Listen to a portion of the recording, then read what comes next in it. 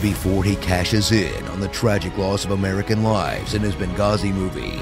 Revisit Michael Bay's attempt to cash in on the loss of even more American lives in Pearl Harbor. You think you know the real story of what happened when the Japanese attacked that fateful day, but you have no idea that it was actually just the backdrop to a stupid, campy, made-up love triangle. It's your nose that hurts. Oh, I think it's my heart. And a bunch of wacky slapstick comedy.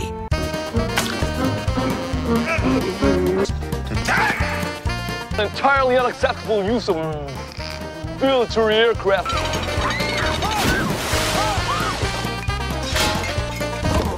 You are just so... It hurts up, Pierce. Meet Rafe McCauley, a fighter pilot with a terrible southern accent. I'm gonna fail.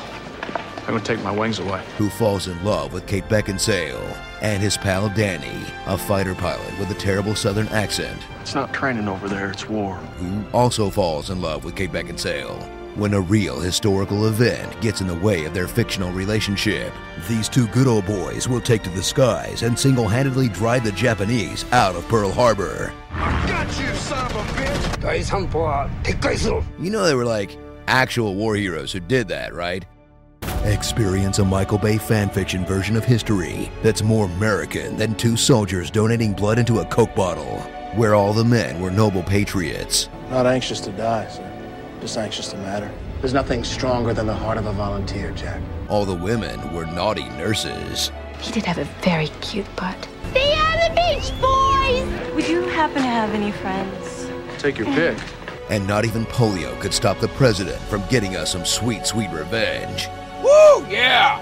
USA! USA! Hot on the heels of Titanic's massive success, enjoy a blatant attempt to recreate the magical profits of that far better movie, but with way more explosions and a bombing sequence so genuinely cool, you'll almost forgive the rest of the movie for being so terrible. Oh man, here we go.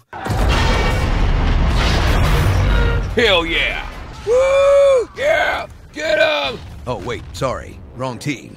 Tam and Michael Bay, why'd you make that look so cool? So strap in for a 3-hour, $140 million film that cost as much to make as the actual rebuilding of Pearl Harbor, lasts a full hour longer than the actual attack, managed to offend both US and Japanese veterans, and most tragically of all, gave a Michael Bay movie its first and only Oscar win for sound design. You are just so... Starring a daredevil pilot, Black Hawk Dumb, Kate Beckinsale, Help Me, Help You, S.A., and racist Porky Pig.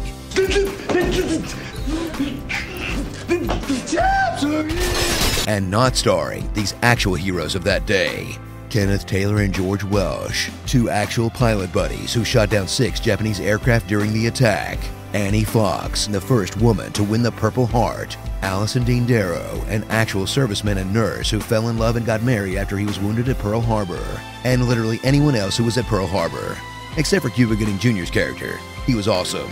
Bora Bora Bora. You guys know it's only a matter of time before Michael Bay gets his hands on 9/11, right? Shit just got real. Be sure to subscribe for more honest trailers. Smokey, this is not Nom. This is bowling. There are rules. Hi, I'm Paul. My name's Blurryface, and I care what you think. There's a starman waiting in the sky. He'd like to come and meet us, but he thinks he'd blow our minds. Time may change me, but I can't trace time. And the stars look very different today.